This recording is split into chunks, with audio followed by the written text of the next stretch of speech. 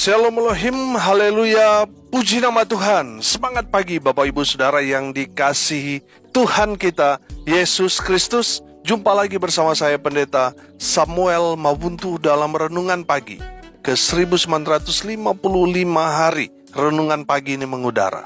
Puji Tuhan. Bapak Ibu Saudara yang dikasihi Tuhan, sebelum kita membaca, mendengarkan, dan merenungkan firman Tuhan hari ini, mari kita berdoa. Minta pimpinan Roh Kudus. Kita berdoa. Bapa di surga, berbicaralah kepada kami semua. Pakai firman Tuhan ini untuk menegur kami, menasihati kami, meneguhkan iman percaya kami. Dan pakai firman Tuhan ini untuk memberkati kami semua. Di dalam nama Tuhan Yesus yang adalah firman Allah yang hidup, kami berdoa. Amin. Haleluya. Bapak Ibu Saudara yang dikasihi Tuhan, bersama dengan saya kita akan belajar Alkitab dari kitab Kejadian sampai kitab Wahyu. Mari buka Alkitab kita dalam kitab 2 Tawarik pasal 18 ayat 1 sampai ayat 13. Di bawah perikop Ahab memerangi Ramot Gilead. Nabi Tuhan berhadapan dengan nabi-nabi palsu. Demikian firman Tuhan.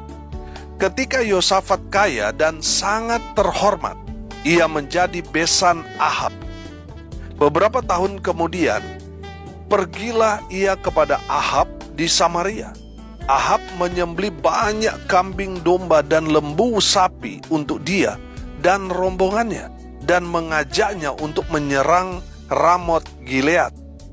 Berkatalah Ahab raja Israel kepada Yosafat, raja Yehuda, "Maukah engkau pergi ke Ramot Gilead bersama-sama aku?" Jawabnya kepadanya, "Kita sama-sama, aku dan engkau, rakyatmu dan rakyatku. Aku akan bersama-sama engkau di dalam perang." Tetapi Yosafat berkata kepada raja Israel, "Baiklah, tanyakan dahulu firman Tuhan." Lalu raja Israel mengumpulkan para nabi, 400 orang banyaknya. Kemudian bertanyalah ia kepada mereka, "Apakah kami boleh pergi berperang melawan Ramot Gilead, atau aku membatalkannya?" Jawab mereka, "Majulah, Allah akan menyerahkannya ke dalam tangan raja." Tetapi Yosafat bertanya, "Tidak adakah lagi seorang nabi Tuhan, supaya dengan perantaraannya kita dapat meminta petunjuk?" Jawab raja Israel kepada Yosafat, "Masih ada seorang lagi yang dengan perantaraannya dapat diminta petunjuk Tuhan. Tetapi aku membenci dia, sebab tidak pernah ia menubuatkan yang baik tentang aku, melainkan selalu malapetaka. Orang itu ialah Mika bin Yimlah." Kata Yosafat, "Janganlah raja berkata demikian." Kemudian raja Israel memanggil seorang pegawai istana, katanya, "Jemputlah Mika bin Yimlah dengan segera." Sementara Raja Israel dan Yosafat, Raja Yehuda, duduk masing-masing di atas tahtanya dengan pakaian kebesaran di suatu tempat pengirikan di depan pintu gerbang Samaria. Sedang semua nabi itu bernubuat di depan mereka.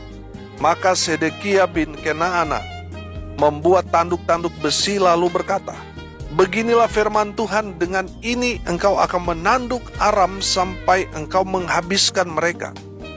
Juga semua nabi itu bernubuat demikian, katanya, "Majulah ke Ramot Gilead, dan engkau akan beruntung, Tuhan akan menyerahkannya ke dalam tangan raja." Suruhan yang pergi memanggil Mika itu berkata kepadanya, "Ketahuilah, nabi-nabi itu sudah sepakat meramalkan yang baik bagi raja. Hendaklah engkau juga berbicara seperti salah seorang daripada mereka dan meramalkan yang baik." Tetapi Mika menjawab, "Demi Tuhan yang hidup, sesungguhnya apa yang akan difirmankan Allahku, itulah yang akan ku katakan." Amin. Haleluya. Bapak Ibu Saudara yang dikasihi Tuhan, hari ini kita akan belajar tentang seorang raja yang bernama Yosafat. Saudara, firman Tuhan ini berkata di ayat 1, ketika Yosafat kaya dan sangat terhormat, ia apa? Ia menjadi besan Ahab. Kita tahu bersama bahwa Ahab ini raja yang jahat. Dia punya istri yang terkenal yaitu Isabel, yang mengejar, meneror Nabi Elia, sehingga Nabi Elia pergi bersembunyi di Sungai Kerit. Nah, saudara yang dikasihi Tuhan, dari Raja Yosafat ini kita akan belajar bahwa seorang yang baik, kalau di dalam pergaulannya dia berhubungan atau circle-nya dia dengan orang yang tidak baik, saudara, lama-kelamaan yang baik itu berubah menjadi tidak baik. Karena apa? Karena komunitas, circle-nya dia adalah orang yang tidak baik. Dan itu yang terjadi kepada Raja Yosafat. Raja Yosafat ini sebenarnya adalah raja yang benar, bahwa kehidupannya dia ini seperti Asa ayahnya, hidup takut akan Tuhan. Tetapi sangat-sangat disayangkan bahwa Yosafat, di saat dia ada di puncak kejayaannya sebagai Raja Yehuda, firman Tuhan dikatakan dia sangat kaya dan sangat terhormat. Dia justru mengalami satu hal yang membuat Yosafat, kalau bisa saya katakan, dia jatuh. Saudara, yang pertama kita belajar dari firman Tuhan ini, kita lihat dari sudut pandang yang berbeda. Saya melihat Raja Yosafat ini, circle-nya dia buruk. Saudara, perhatikan bahwa ketika Yosafat berkunjung ke Israel, Raja Ahab mengajak dia untuk menjadi sekutu untuk memerangi Ramot Gilead. Nah, saudara yang dikasihi Tuhan, saya menangkap di sini bahwa Raja Yosafat dia merasa tidak enak, menolak mentah-mentah apa yang ditawarkan Ahab kepada Yosafat untuk menjadi sekutu untuk memerangi Ramot Gilead. Saudara, saya melihat di sini bahwa Yosafat sebenarnya tidak dapat menolak apa yang menjadi permintaan Ahab terhadap Yosafat untuk pergi berperang bersama dengan Ahab memerangi Ramot Gilead. Saya melihat bahwa pengaruh Ahab itu sangat luar biasa dalam kehidupan Yosafat, sehingga Yosafat tidak berani menolak mentah-mentah ajakan dari Raja Ahab. Sudah bisa melihatnya di ayatnya yang kedua, ayat dan juga ayat 3, di mana Ahab menyambut dia dengan luar biasa, memotong banyak hewan untuk pesta penyambutan Raja Yosafat yang datang dari Yehuda ke Israel. Saudara, saya mau bilang begini, kadangkala ketika kita diajak makan dan gratis, saudara, sebenarnya di belakang itu ada agenda tersembunyi. Saudara lihat, Ahab ini pinter ya. Dia kasih makan dulu, dia sambut dengan luar biasa, baru dia mengutarakan niatnya untuk dapat mempengaruhi Yosafat untuk pergi bersama-sama dia berperang melawan Ramot Gilead.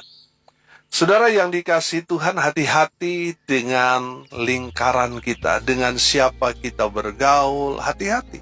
Karena itu akan mempengaruhi kita.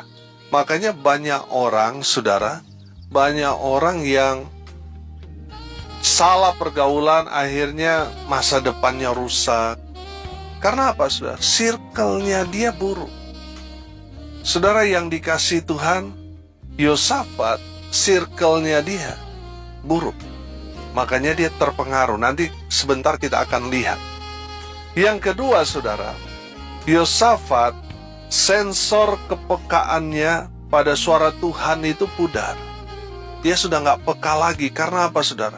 Sudah ada rasa gak enak di dalam dirinya kalau menolak mentah-mentah. Betul. Di sini dia katakan, pertanyakan dulu firman Tuhan. Saudara yang dikasihi Tuhan, saya melihat di sini, Yosafat, dia sudah hilang sensor kepekaan dia. Karena yang mengajak dia seorang raja dan juga besannya. Saudara, kalau seandainya yang mengajak saudara orang kaya, orang yang betul-betul punya segalanya, pasti saudara akan juga menerobos prinsip-prinsip atau tembok-tembok yang saudara bangun. Akhirnya saudara mulai kompromi. Saudara, saya melihat bahwa Yosafat mengalami hal itu.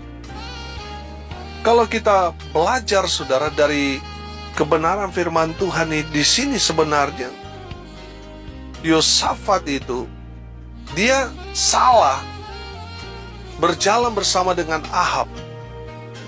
Kalau kita baca ayat selanjutnya itu, akhirnya kan Mika bin Yimla itu kan akhirnya kan dia sepakat dengan 400 nabi-nabi palsu itu. Saudara, bukan karena tanpa tujuan. Kalau saudara mempelajari firman Tuhan ini, Tuhan mengizinkan Mika bin Yimla itu setuju dengan 400 nabi palsu itu. Dengan tujuan apa? Supaya mereka pergi berperang, dan di saat itulah Tuhan mau bunuh Ahab.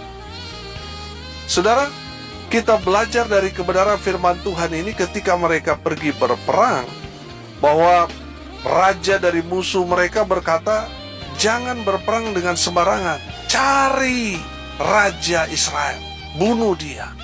Jadi pasukan dari Ramot Gilead ini tidak berperang sembarangan. Mereka mencari sasaran mereka, yaitu mencari Raja Israel.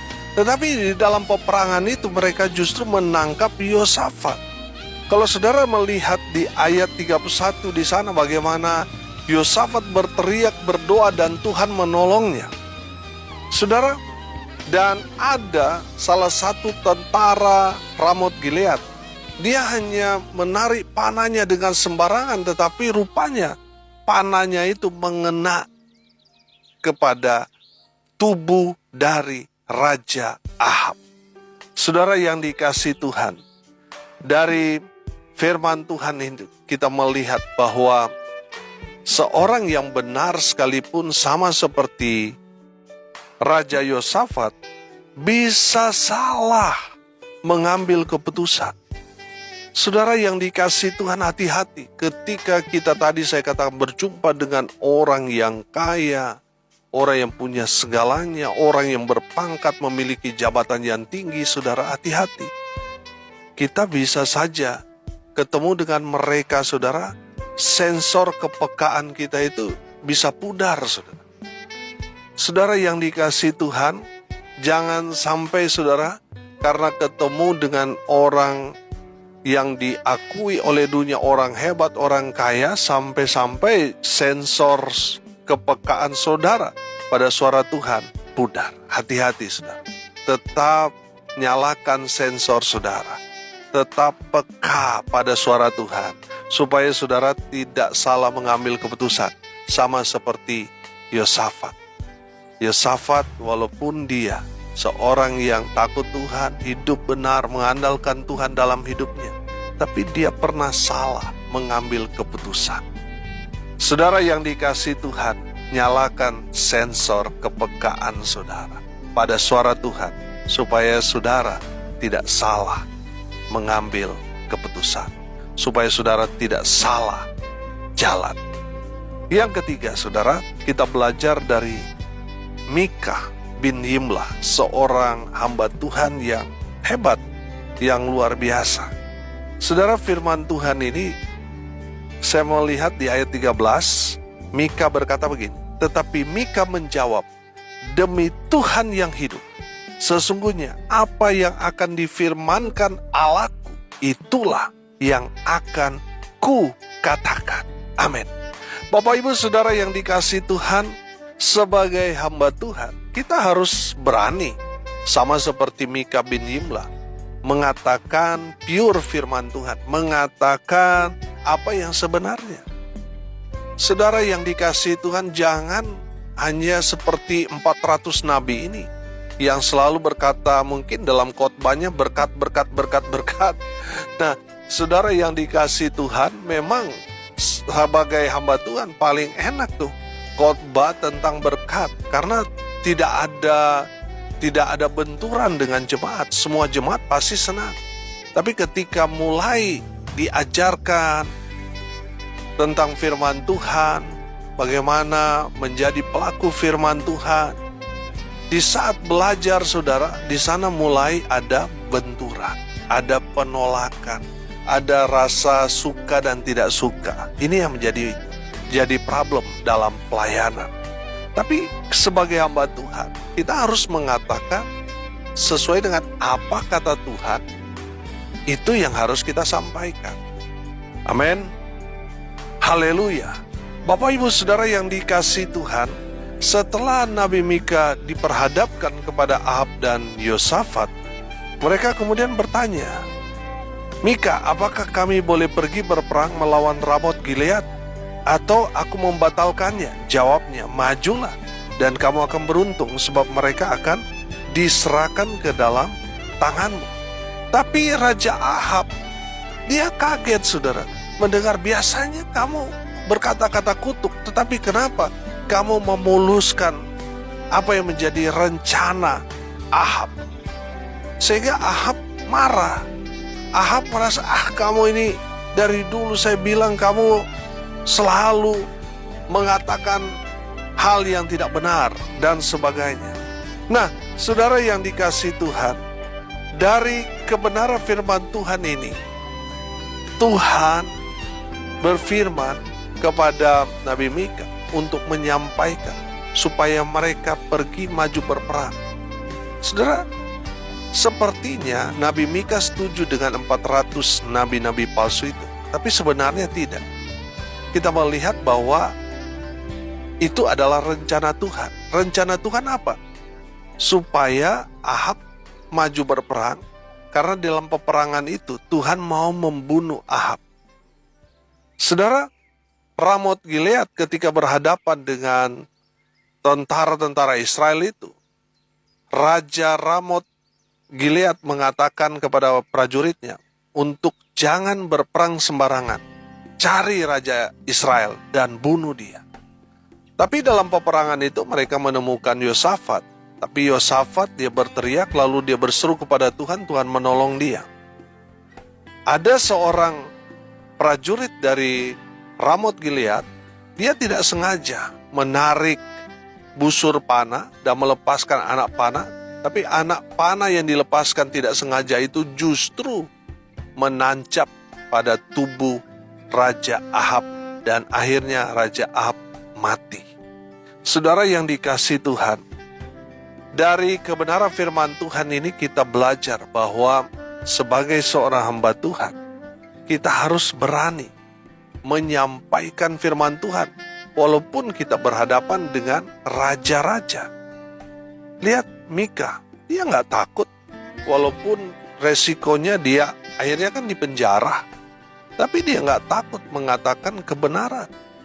Saudara yang dikasihi Tuhan, sebagai hamba Tuhan kita harus menyampaikan apa adanya firman Tuhan. Jangan takut.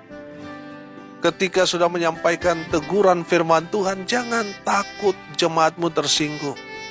Dan jemaat, dengar ini baik-baik. Kalau ada hamba Tuhan, gembala saudara, pendeta saudara, menegur saudara, saya mau bilang, itu hamba Tuhan yang baik. Dia menegur saudara supaya saudara bertobat, sadar, supaya saudara diselamatkan.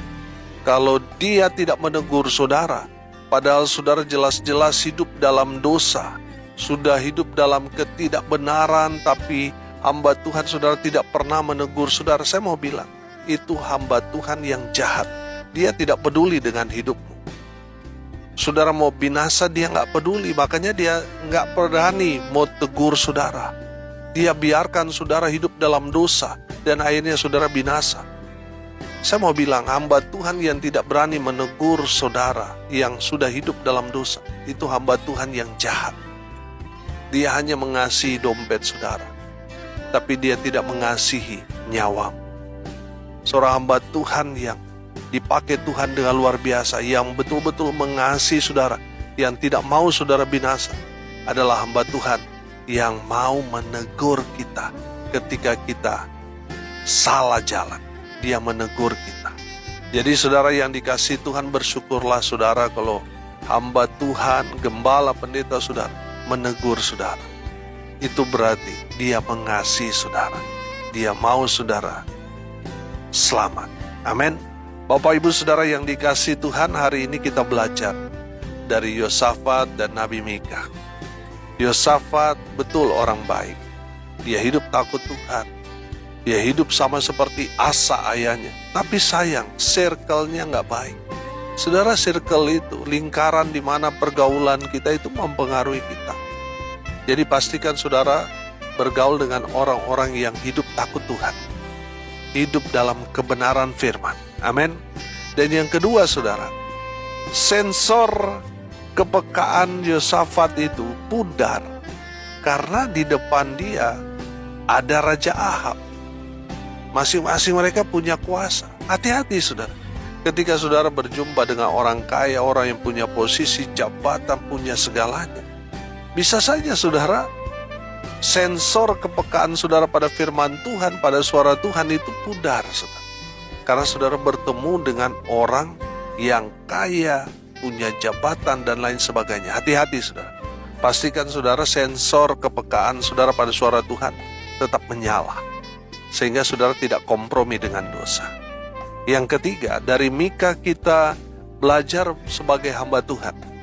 Sebagai hamba Tuhan, kita harus berani menyampaikan firman Tuhan apa adanya, tanpa ada yang kita belokkan untuk kepentingan pribadi. Tidak. Tapi biarlah yang kita sampaikan pure firman Tuhan. Bukan menjadi motif atau modus, tapi murni firman Tuhan. Amin. Mari kita berdoa. Terima kasih Bapa di surga atas kebenaran firman yang mengajarkan kami banyak hal. Berkati semua pendengar, sehingga mereka betul-betul belajar firman Tuhan dan menerapkannya dalam kehidupan mereka sehari-hari. Hamba berdoa berkati semua pendengar, baik kehidupan pribadi mereka, rumah tangga, usaha, pekerjaan, pelayan mereka diberkati. Mereka yang sakit disembuhkan. Mereka yang lemah imannya Tuhan kuatkan, teguhkan dalam nama Yesus. Mereka yang berduka cita Tuhan memberikan penghiburan, kekuatan dari Tuhan. Mereka yang hari ini berulang tahun Tuhan Yesus memberkati mereka. Hamba berdoa biarlah berkat dari surga turun memenuhi semua pendengar. Bapak Ibu Saudara yang dikasihi Tuhan, arahkanlah hatimu dan terimalah berkat dari Tuhan Yesus. Tuhan memberkati engkau dan melindungi engkau. Tuhan menyinari engkau dengan wajahnya dan memberi engkau kasih karunia. Tuhan menghadapkan wajahnya kepadamu dan memberi engkau damai sejahtera. Di dalam nama Tuhan Yesus, sumber segala berkat. Bapak Ibu Saudara yang percaya, diberkati Tuhan, katakan amin. Puji Tuhan. Bapak Ibu Saudara yang dikasihi Tuhan, kalau saudara merasa diberkati melalui renungan pagi ini, bagikan juga kepada saudara-saudara yang lain supaya mereka juga diberkati, karena untuk itulah kita dipanggil untuk jadi berkat.